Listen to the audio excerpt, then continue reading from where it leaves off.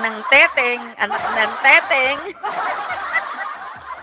Sales kunwari ano, sale kasi maraming sale ngayon kasi holiday ngayon dito, eh. Pero hindi can afford pa rin ako, guys. Yung isang presyo ng sapatos, kung bibilin ko, alam niyo kung anong nabili ko? 3 bag. 3 bag ng mga apo ko na pamasok. Kaya sabi ko, yun na lang lumang sapatos ko isusuot ko. Ibili ko na lang ng bag ng mga apo ko.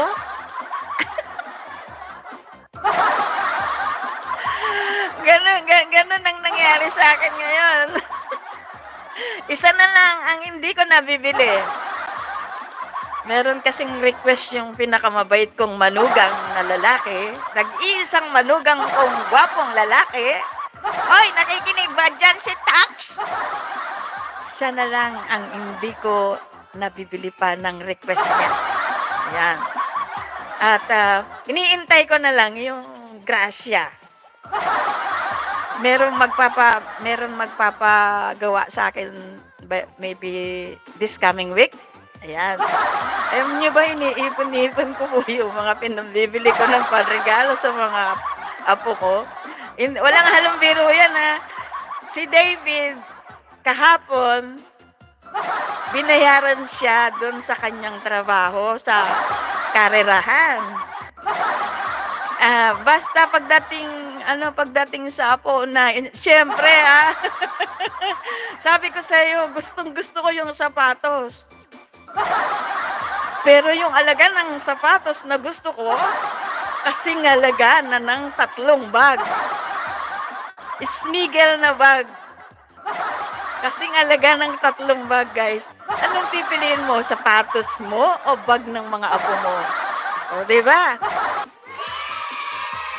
Kaya, ang binili ko, guys, bag ng mga apo ko. Marami akong sapatos dito, guys, eh. Yun nga lang, luma na. Di naman siguro nila sasabihin sa eroplano, oy, pag-akyat mo ng eroplano o sa airport, yung sapatos mo luma na, o diba? Bibili sana ako ng blouse. Napakamura ng blouse, guys. Talagang kinikilig-kig pa ako dun sa blouse na gustong-gusto ko kasi $8 lang ang alaga ng isa. Nakasale kasi ngayon holiday dito, guys. Holiday ngayon dito. Ang daming sale. Actually, yung sapatos na gusto ko, guys, nakasale. Pero, nakasale din yung mga bag na binili ko. 40% discount. Kaya, sinamantala ko na. Alam nyo ba yung binili kong bag, guys? Ang bawat isa, kung hindi siya nakasale, $89.99. Kapag hindi siya sale. 40% ang sale.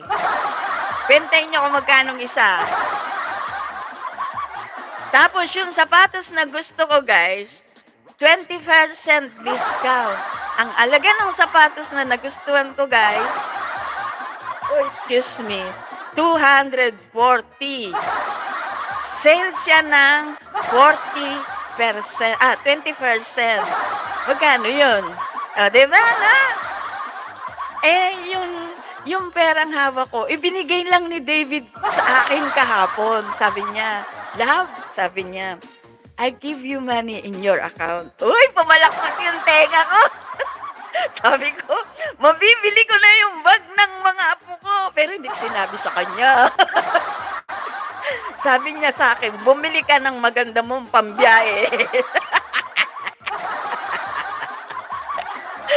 Sabi niya, bumili ka ng maganda mong pambiyahe. Sabi ko, oo. Kaya lang ang tanong mamaya, pagdating niya kasi wala siya, tatanong niya sa akin kung ano nabili ko. Meron akong pantalon, guys, na bago, pero 2 years na. Hindi ko pa sinusuot.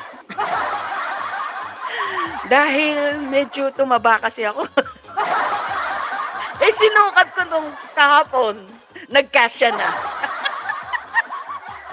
Sabi ko, ito na lang ang pakikita ko mamaya sa kanya. May etiketa pa kasi yun. Ayun, guys.